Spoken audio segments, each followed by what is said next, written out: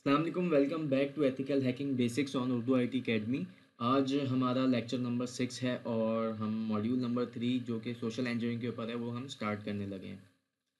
आगे बढ़ने से पहले एक नज़र कोर्स आउटलाइन पर डाल लेते हैं। सोशल इंजीनियरिंग में हम ये पढ़ेंगे कि सोशल इंजीनियरिंग क्या होती है, technical and non technical social engineering को समझेंगे। एक स्पूफ्ड ईमेल भेज के और उसको देखेंगे कि किस तरह से ये होता है। And last but not the least के रिकमेंडेशंस और फिक्सचर्स पे बात करेंगे। हम ये देखेंगे कि सोशल इंजीनियरिंग को हम किसी ऑर्गेनाइजेशन में किस तरह मिटिगेट कर सकते हैं। 100% नहीं ख़त्म कर सकते, but there are some techniques कि हम उसको मिटिगेट करें। बिफोर गोइंग अहेड, आप लोगों को ये पता होना चाहिए कि वेब होस्टिंग क्या होती है, डोमेन्स क्या होते हैं, डोमेन्स बाय करके होस्टिंग के ऊपर एड ऑन कैसे कराते हैं, basics of HTML and PHP में डेटा पोस्ट कैसे होता है, गेट कैसे होता है। तो इस तरह का कॉन्सेप्ट आप लोग को होना चाहिए। And last but not the least कि भाई ये कोर्स आप लोग एज अ फर्स्ट कोर्स नहीं अटैम्प्ट कर सकते। You must have some certain background of IT different areas में, like networks, Microsoft and development का आपको फ्लेवर होना चाहिए। और उन लोगों के लिए कि जो लोग ये एक्सपेक्ट कर रहे हैं कि इस कोर्स में इनको कोई फेसबुक हैकिंग का सॉफ्टवेयर मिल जाएगा, तो ऐसा कुछ नहीं है। फेसबुक हैकिंग के या जो भी ये इस तरह के सॉफ्टवेयर्स होते हैं जो क्लेम करते हैं कि वो आपके लिंक्डइन हो गया, कोई भी ईमेल हो गया, उसके पासवर्ड्स आपको हैक करके दे देंगे, तो दे आर स्कैम। इनफैक्ट वो खुद सोशल इंजीनियर कर रहे होते हैं आपको। इस तरह के टूल्स बना के, सॉफ्टवेयर्स बना के वो इंटरनेट पे अपलोड कर देते हैं डिफरेंट वेबसाइट्स पे। एंड देन कोई यूज़र सर्च करता है कि भाई उसको फेसबुक हैकिंग सॉफ्टवेयर चाहिए, उसको इस तरह के बेसिकली ये मालवेयर्स होते हैं, मलिशियस सॉफ्टवेयर्स होते हैं, वो डाउनलोड कर लेता है, खुद अपना ही सिस्टम कॉम्प्रोमाइज़ कर बैठता है। अच्छा, एक चीज़ और कि आज मैं आप लोग को एक वेब बताने जा रहा हूँ और उस पे आप लोग जाके जब साइन अप करेंगे तो जिन लोगों को इन चीज़ों का आइडिया नहीं है कि वेब होस्टिंग क्या होती है, डोमेन्स क्या होते हैं, पीएचपी बेसिक्स क्या होते हैं, क्योंकि ये कोर्स जो है वो एथिकल हैकिंग का है, तो आप लोग वहाँ पे जाके उस लाइब्रेरी पे जाके ये सारी चीज़ें पढ़ सकते हैं और इसको समझ भी सकते हैं। तो उसके लिए आप लोग को करना ये पड़ेगा कि ये अभी नहीं करिएगा कि पता चला आपने अभी फ़ौरन जाके वहाँ पे साइन अप करना शुरू कर दिया। पहले पूरा मेरा लेक्चर देख लें, उसके बाद साइन अप करिएगा। लेकिन मैं आप लोग को दिखा देता हूँ कि ये sohebalam.com/pentest-labs पे आपने जाना है और जब खोलेंगे तो इस तरह का आपके पास पेज आ जाएगा। यहाँ पे आपने साइन अप विद फेसबुक करें या गूगल करें, जो भी आप लोग को सूटेबल लगे। और अपना जैसे मेरी आईडी है, मैं अपनी @hotmail.com से आगे साइन अप करता हूँ और ये मैंने पासवर्ड डाला, इसको मैं लॉगिन करूँगा और मेरे पास ये आ गया। ये लाइब्रेरी है, यहाँ पे मैं वक्तन बवक्तन सारे लेक्चर्स अपलोड करना शुरू कर दूँगा, जो कि बेसिक्स ऑफ, मतलब कि इस प्लेटफॉर्म पे आने से पहले के आपके बेसिक्स होंगे कि दो वो वेब होस्टिंग क्या होती है, डोमेन्स क्या होते हैं, basic HTML and so on. ठीक हो गया? तो आगे चलते हैं। सबसे पहले एक थॉट प्रोसेस पे बात करते हैं कि there is no patch for human stupidity.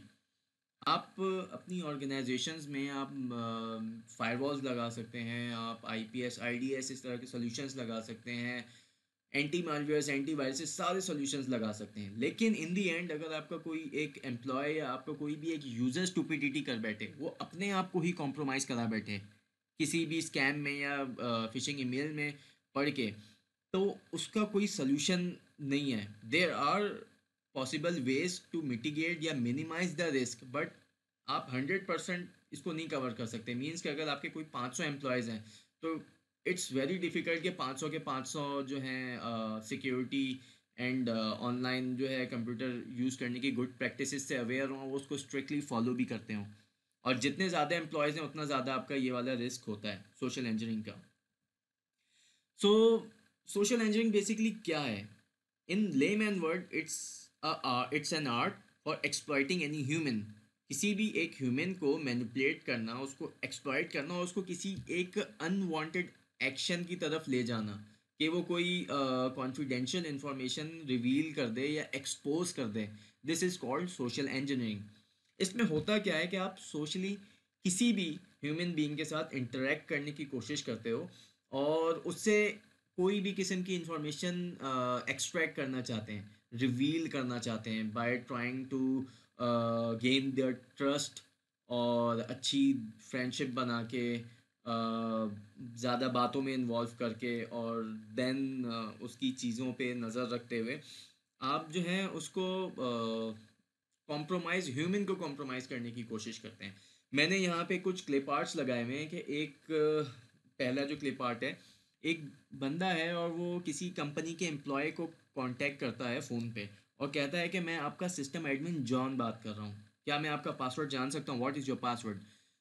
तो अब होता क्या है कि फ़ोन पे जो भी उस अगली कंपनी का एम्प्लॉय है, ही डोंट नो, उसके पास उसकी शक्ल नहीं आ रही, उसके पास सिर्फ उसकी एक्सटेंशन आ रही होगी, और माइट बी पॉसिबल कि वो शायद अपना पासवर्ड दे दे उसको, might be possible. So this is a kind of, इसको हम कहते हैं सोशल इंजीनियरिंग करना, कि trying to being frank with someone. और सेकंड क्लिप पार्ट देखें, इसमें दो औरतें आपस में बात कर रही हैं और एक औरत दूसरी औरत से पूछती है कि व्हाट इज़ योर एथनिसिटी, कि तुम्हारी कास्ट क्या है, और what is your mother's maiden name, मेरी मदर का जो मेडन नेम है वो ABCXYZ है। पहले अपना बता दिया और कि मेरी मदर का नेम ये है, तुम्हारी मदर का मेडन नेम क्या है।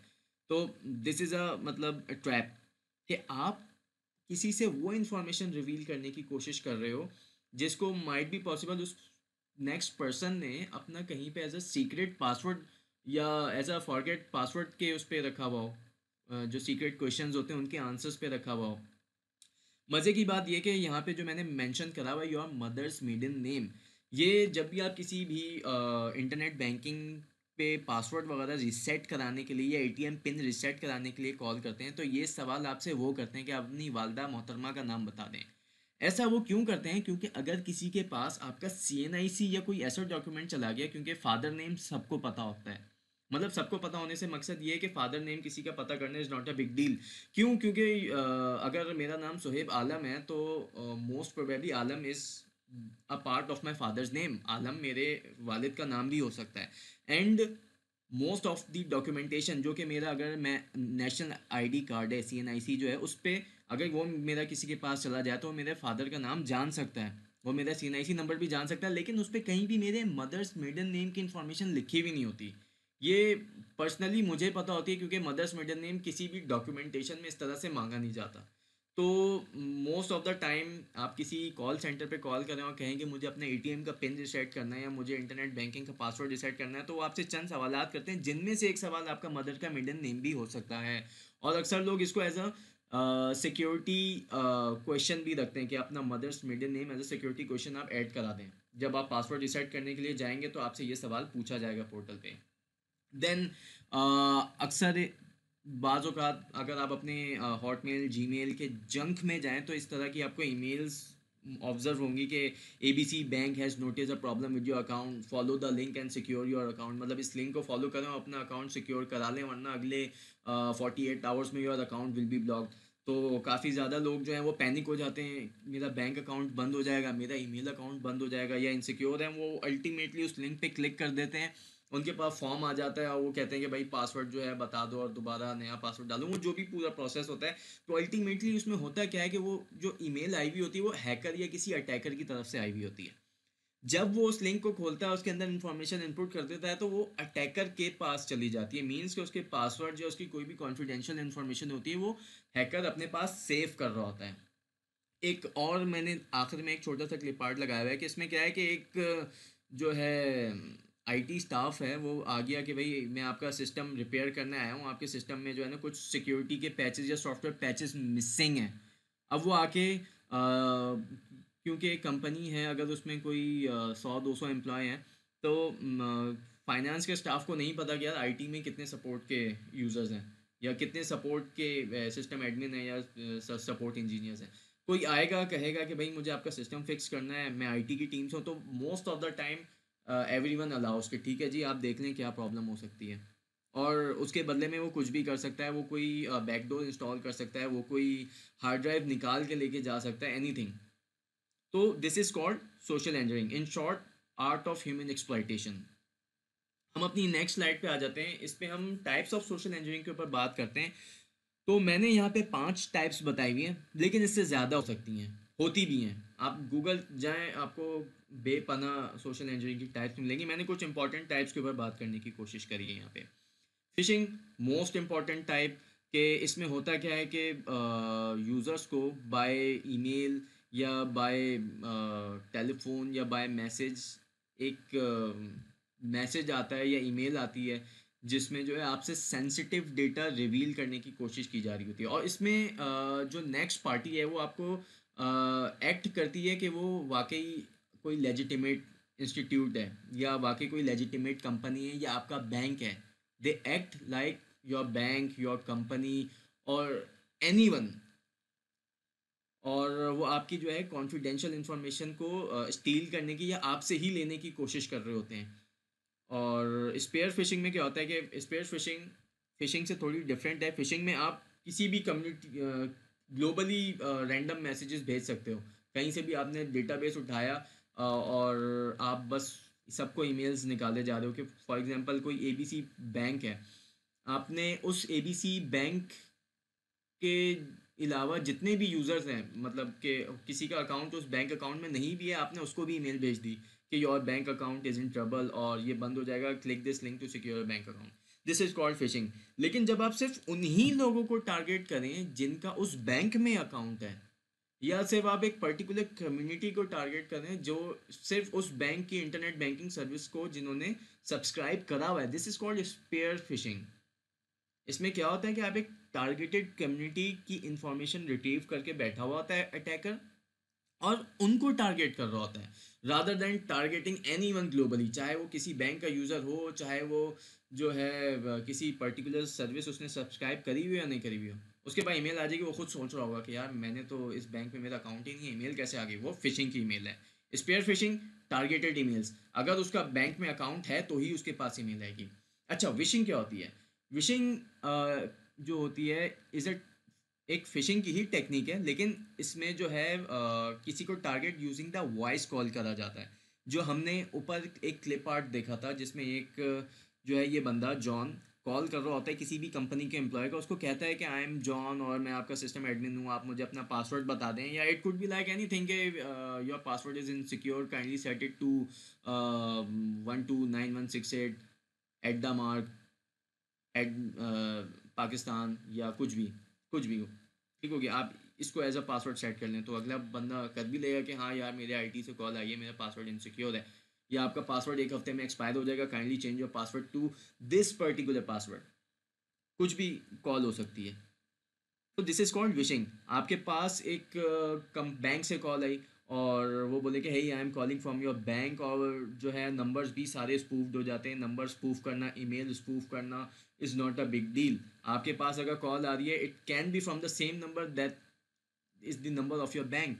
उसने कॉल करी, उसने आपको, अटैकर ने आपको स्पूफ कॉल करके बोला कि मैं आपके बैंक से बात कर रहा हूँ और जो है आपको अपनी मुझे कुछ डिटेल्स वेरीफाई करानी होंगी। और डिटेल्स वेरीफाई करने में वो आपसे सारी चीज़ें पूछ लेगा, मदर मिडल नेम बताएं, फादर नेम बताएं, एनआईसी नंबर बताएं। ओके जी ठीक है, आपका अकाउंट वेरीफाई हो गया, you it's good. This is called wishing, जो कि फ़ोन कॉल्स के ऊपर करी जाए या वॉइस मैसेजेस के ऊपर करी जाए।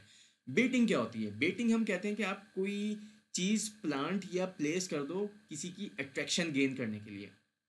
फॉर एग्जाम्पल, मैं एक पर्टिकुलर कंपनी के अंदर एक फाइनेंस के डिपार्टमेंट को टारगेट करना चाह रहा हूँ।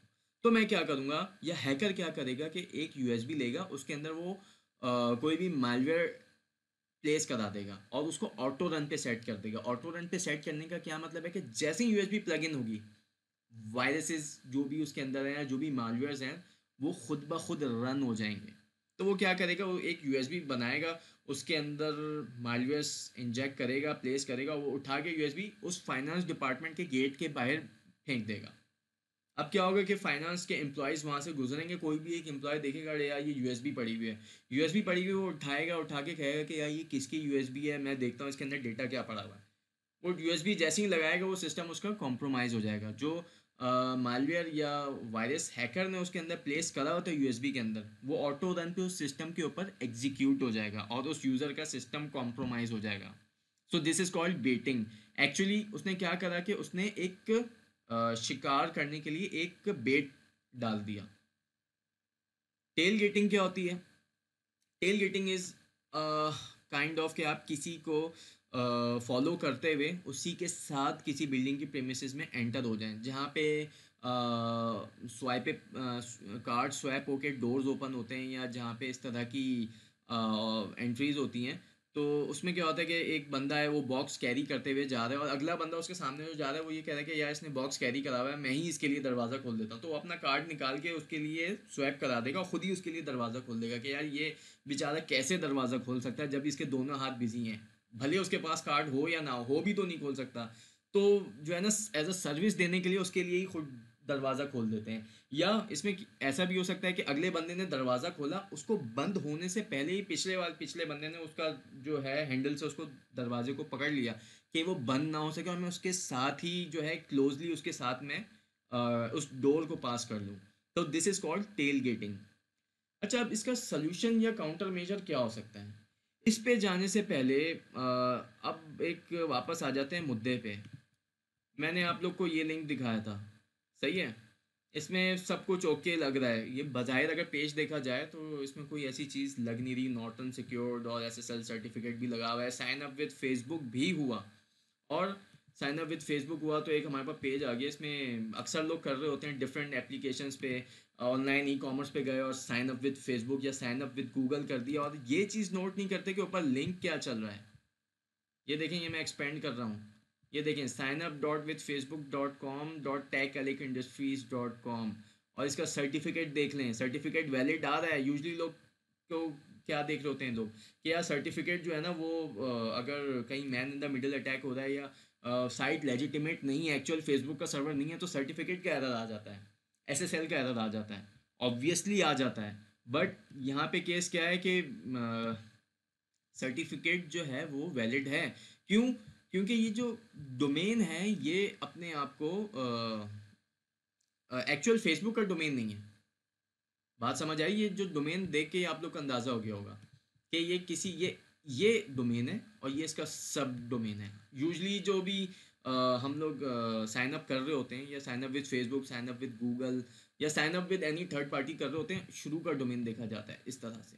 अगर मैं इसको इतना क्लोज कर दूं, इस तरह से हम देख रहे होते हैं, हम शुरू की चीज़ें ऑब्जर्व कर रहे होते हैं। ठीक हो गया? आगे कोई इतना ऑब्जर्व नहीं कर रहा था, अच्छा जी ओके ग्रीन है, सब कुछ वैसे ही लग रहा है, हालांकि ये सब कुछ फेक है। यहाँ पे जो भी मैं इनपुट करूँगा, सोहेब आलम 11@hotmail.com, ये मैं लॉगिन करूँगा, ये बधाई लग रहा है कि लॉगिन हो गया, बट एक्चुअली हुआ क्या ये मैं आप लोग को दिखाता हूँ। ये यहाँ पे तो आ गया, बट एक्चुअली हुआ क्या? मेरे पास यहाँ पे सारे पासवर्ड्स आ रहे हैं। जो जो वहाँ पे जाके सब्सक्राइब करेगा उन सबों के पासवर्ड्स मेरे पास आ जाएंगे। और इसमें कोई चीज़, nothing is stopping me to do such kind of malicious act. सब कुछ जेन्युइन लगा इस पूरे प्रोसेस में। जिन लोगों ने पकड़ लिया, गुड, कि वो उन्होंने यूआरएल भी ऑब्जर्व करा, सब कुछ करा, लेकिन मोस्ट ऑफ द टाइम लोग इस तरह के ट्रैप्स में फंस जाते हैं। उनको कोई भी अट्रैक्शन दे दी जाती है कि यार इस पोर्टल पे आप साइन अप करें, या इस कार्ड पे आप साइन अप करें, आपको जो है शॉपिंग पे जो है 50% डिस्काउंट मिल जाएगा, या इसके साथ ये चीज़ फ्री मिल जाएगी, या फलाना चीज़ें फ्री चल रही हैं, फलाना ट्यूटोरियल्स फ्री हैं, फ्री एजुकेशन, फ्री मेडिसिन, जो भी है। वो साइन अप करते हैं, उनको पता भी नहीं चलता इन दी एंड जो है ये चीज़ें हो रही होती हैं। देन एक और चीज़ के मैंने एक फेक ईमेल अपने आप को करी थी। ये देखें, ये मेरे पास ईमेल आई हुई, kashif@urduitacademy.com। ठीक हो गया? इसमें क्या लिखा हुआ है, मैं समझे कि मैं उर्दू IT अकेडमी का जो है सिस्टम एडमिनिस्ट्रेटर हूँ और वेब एडमिन भी हूँ। मेरे पास ईमेल आ गई, dear Sohaib it's urgent, we need to reset all of our passwords to this password, thank you. बिल्कुल उर्दू IT अकेडमी का डोमेन है, और काशिफ इकबाल की तरफ से मेरे पास ईमेल आई हुई है। मैं बोलूँगा यार मुझे तो बॉस ने कहा हुआ है ये काम करना है, और मैं जाके जितने भी हमारे सिस्टम्स हैं उनके पासवर्ड रिसेट करके उनको रिप्लाई कर दूंगा, ओके जी मैंने कर दिया। जब वो सुबह उठेंगे देखेंगे कि यार ये क्या ईमेल आई हुई है, तो मैंने ईमेल करी नहीं, क्योंकि अब जब मैं रिप्लाई करूँगा तो ईमेल एक्चुअली उनको मिल जाएगी। सही है? क्योंकि ये ईमेल का रिप्लाई उनके ईमेल पे जा रहा है।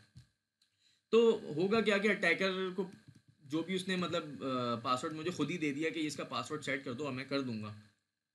अगर मैंने कर दिया तो अटैकर में हमारे सिस्टम्स को कॉम्प्रोमाइज़ कर सकता है। तो basically this is called spoofed email. और ये मैंने स्पूफ्ड ईमेल करी कैसे, जो कि देखें, जो पीएचपी के डेवलपर्स हैं वो अपने खुद के स्क्रिप्ट्स भी लिख सकते हैं एक ईमेल सेंड करने के लिए, और उसको वेब होस्टिंग पे रख के उसको एग्जीक्यूट करेंगे तो वो ईमेल चला जाएगा। मैंने ये यूज़ कर किया हुआ है। ये एक फेक ईमेल की सर्विस है, यहाँ पे ईमेल एड्रेस डालें और from name from email address ये मैंने डाला टू सोहेब आलम, और कुछ भी आई एम नॉट रोबोट, और सेंड करी, मेरे पास यहाँ पे आके ईमेल आके गिर गई मेरे अकाउंट में। और it looks very much legitimate, और इसमें कोई चीज़ ऐसी है नहीं कि जो मैं देख के पकड़ूं। बट इस तरह की ईमेल्स को पकड़ने का क्या तरीका है कि ईमेल के हेडर्स आते हैं, आप इस ईमेल के हेडर को क्लोजली ऑब्जर्व करें। और मैसेज सोर्स में जब मैं यहाँ पे आऊँगा तो यहाँ पे मैं आके ये चीज़ देख सकता हूँ कि ये एक्चुअली जिस एक्सचेंज से आई है वो उर्दू IT अकेडमी का एक्सचेंज नहीं है। ठीक हो गया। तो जो फाइनेंशियल इंस्टीट्यूशंस हैं, जैसे कि पाकिस्तान में स्टेट बैंक ने एक रूल पास करा था, रेगुलेशन दी थी 3 to 4 years बैक, कि जितने भी FIs हैं वो आपस में कम्युनिकेशन के लिए TLS को इन्फोर्स करें और आपस में सब अपने सर्टिफिकेट्स को भी बाइंड करें, एक दूसरे के सर्टिफिकेट्स को।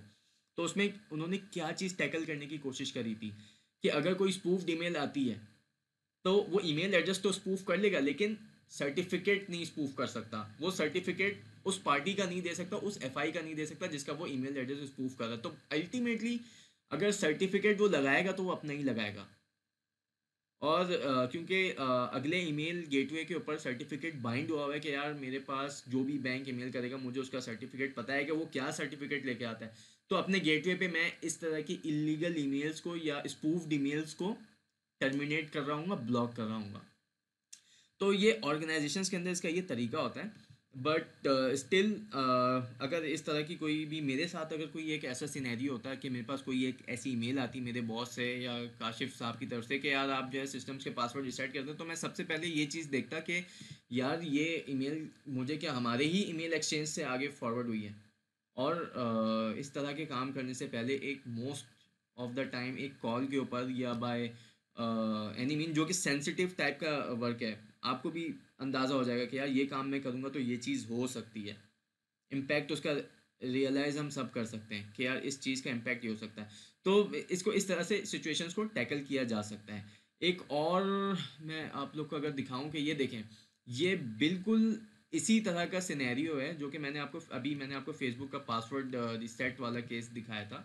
रिसेट बोल रहा हूँ,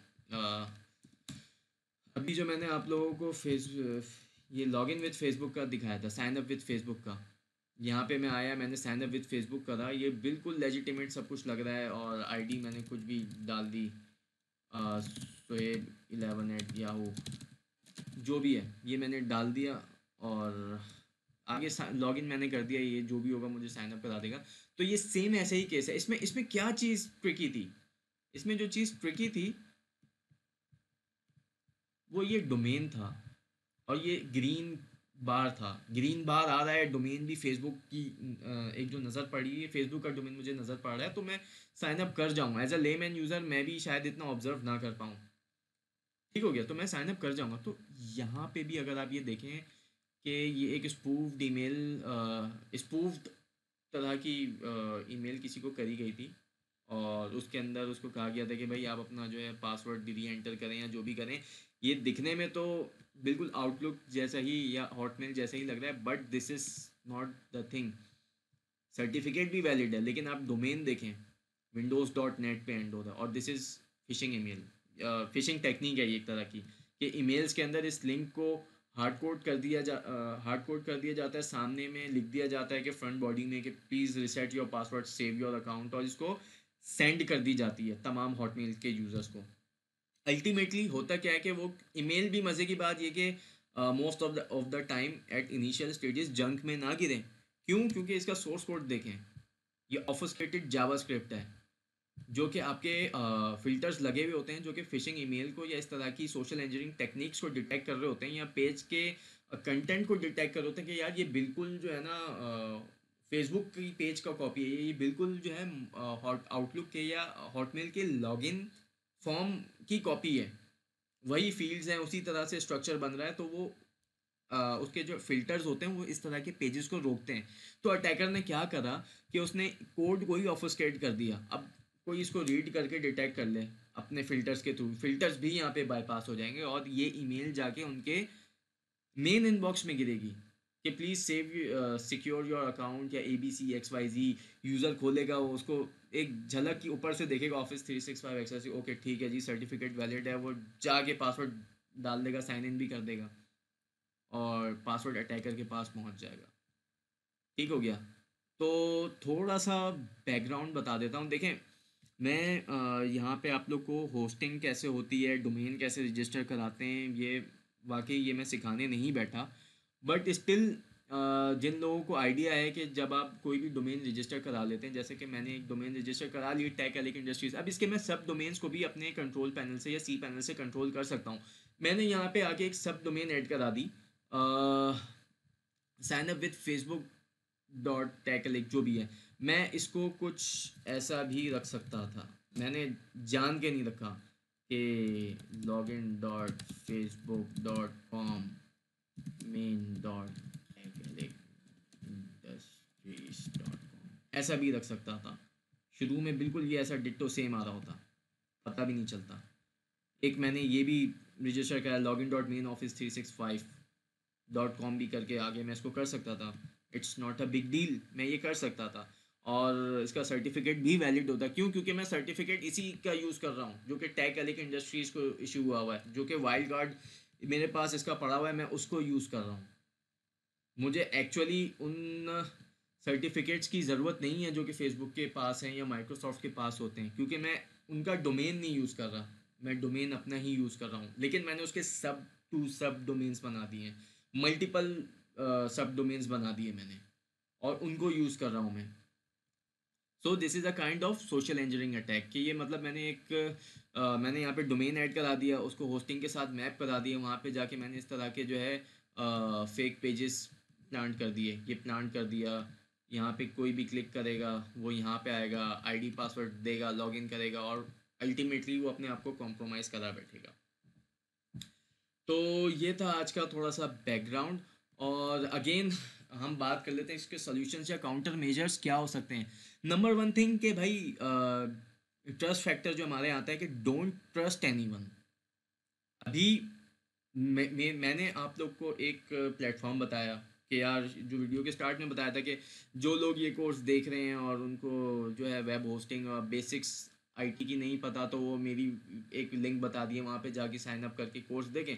तो बहुत से लोग डायरेक्टली ट्रस्ट करने लगेंगे रादर देन के वो उस लेवल पे जाएंगे ही नहीं सोच के। हमारे यहाँ ये पाकिस्तान में और इंडिया में मैंने बहुत मतलब देखा है कि हम लोग ट्रस्ट बहुत करते हैं अगली पार्टी के ऊपर कि हाँ यार कह रहा है तो सही कह रहा होगा, अच्छा यार ये कोई भी चीज़ है, अच्छा यार ये सॉफ्टवेयर रन करना है, ये लिंक खोलना है, ओके मैं कर लेता हूँ। तो ट्रस्ट किसी पे नहीं करें। सेकंड, जो कि हमारे यहाँ एम्प्लॉयज़ में और ऑर्गेनाइजेशंस में बहुत ज़्यादा चीज़ है, और इवन ये कि होम यूज़र्स में भी लैक ऑफ टेक्निकल नॉलेज। देखिए, सोशल इंजीनियरिंग से बचने के लिए आपको टेक्निकल नॉलेज कोई डीप सिस्टम की नहीं चाहिए होती, बस थोड़ी सी अवेयरनेस चाहिए होती है। और वो अवेयरनेस कैसे आती है? वो through trainings and awareness programmes के थ्रू आती हैं। जो बड़ी ऑर्गेनाइजेशंस हैं या बहुत से कंपनीज, बहुत से बैंक्स, फाइनेंशियल इंस्टीट्यूशंस अपनी कंपनी में अवेयरनेस प्रोग्राम रन करते हैं।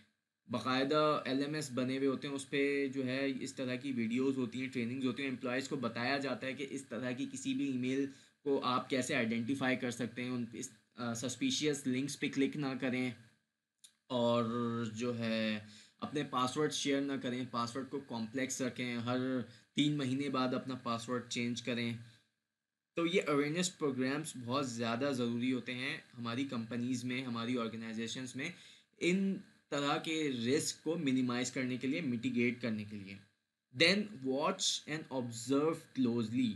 वॉच एंड ऑब्जर्व क्लोजली का मतलब क्या कि अभी जब मैंने ये चीज़ सारी मैंने करी, तो बज़ाहिर अगर एक ओवरलुक वाली नज़र से देखा जाए कि मतलब ओके जी, फ्रॉम द ट्रस्ट फैक्टर देखा जाए, ठीक है जी, हर चीज़ सही लग रही है और नॉर्दर्न सिक्योर्ड भी लगा हुआ है और फेसबुक के इस पर क्लिक करा तो ग्रीन सर्टिफिकेट भी आ रहा है।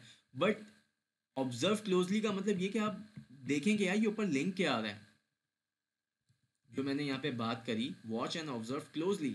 आप क्लोजली देखेंगे ऊपर भाई ये लिंक क्या आ रहा है, और दिखने में अगर कोई थोड़ा सा भी ज़्यादा गौर करे तो इट्स लुक सस्पिशियस। और देन अगर आपने किसी ने लिंक पे भी गौर ना करा और सीधा अपना आईडी पासवर्ड डाल दिया, तो ये भी चीज़ देखें कि जैसे ही लॉगिन करा, फिर जब जब आप लॉगिन करते हैं जिसने मल्टीपल टाइम लॉगिन करा हुआ हो, तो फेसबुक आपको बाकायदा दिखाता है कि भाई ये जो लॉगिन है या ये जो एप्लीकेशन जिससे आप साइन अप करो, ये आपकी पर्टिकुलर चीज़ों की परमिशन ले रही है या लेगी, कि आपके ईमेल एड्रेस रिसीव करेगी, आपकी पब्लिक प्रोफाइल रिसीव करेगी, आपके फ्रेंड लिस्ट को रिलीज गैदर करेगी। तो इस ये एक पूरा प्रोसेस है जो कि अगर हम क्लोजली ऑब्जर्व इसको ना करें तो शायद मिस कर जाएंगे, ओवरलुक कर जाएंगे। तो watch and observe closely. Last thing, improve your organisation procedures. अब देखें इसमें कुछ चीज़ें आपके पर्सनल भी अप्लाई होती हैं और कुछ चीज़ें और ऑर्गेनाइजेशनल लेवल पे तो खैर ये सारी चीज़ें अप्लाई होती हैं।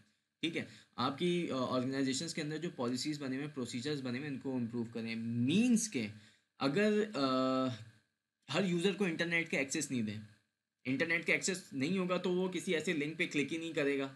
ईमेल आ भी गई तो क्लिक करेगा, वो लिंक खुलेगा ही नहीं। कोई वो मैलवेयर डाउनलोड नहीं कर सकता, कोई वो किसी सस्पिशियस वेबसाइट पे नहीं जा सकता। आप अपनी पॉलिसी बनाएं। आप जो है हर किसी को ईमेल एक्सेस नहीं दें, जिसको ज़रूरत है, जिन सिस्टम्स की ज़रूरत है सिर्फ उस तरह के एक्सेसेस दें। तो इन चीज़ों को आप अपनी पॉलिसीज से भी कंट्रोल कर सकते हैं। आप अवेयरनेस एंड ट्रेनिंग जो प्रोग्राम्स हैं इनको मैंडेटरी कर दें in order to improve the security posture of your organization। तो जनाबे वाला, हमारा जो है आज का लेक्चर बस यहाँ तक ही था। अगर आप लोगों को कोई क्वेरी हो, कोई सवाल हो, कोई फीडबैक हो, तो आप मुझे लिंक्डइन पे भी पोस्ट कर सकते हैं। हमारे उर्दू आईटी अकेडमी के फ़ैन पेज पे भी सवाल आप पोस्ट कर सकते हैं, मैसेज कर सकते हैं। मेक श्योर कि आपने ये पेज लाइक करा हुआ हो, और हमारे यूट्यूब के चैनल को सब्सक्राइब करें और इसको शेयर भी करें, हमें हेल्प अस टू ग्रो। और इंशाल्लाह आपसे फिर अगली वीडियो में मुलाकात होती है। सी यू देन। अल्लाह हाफिज़।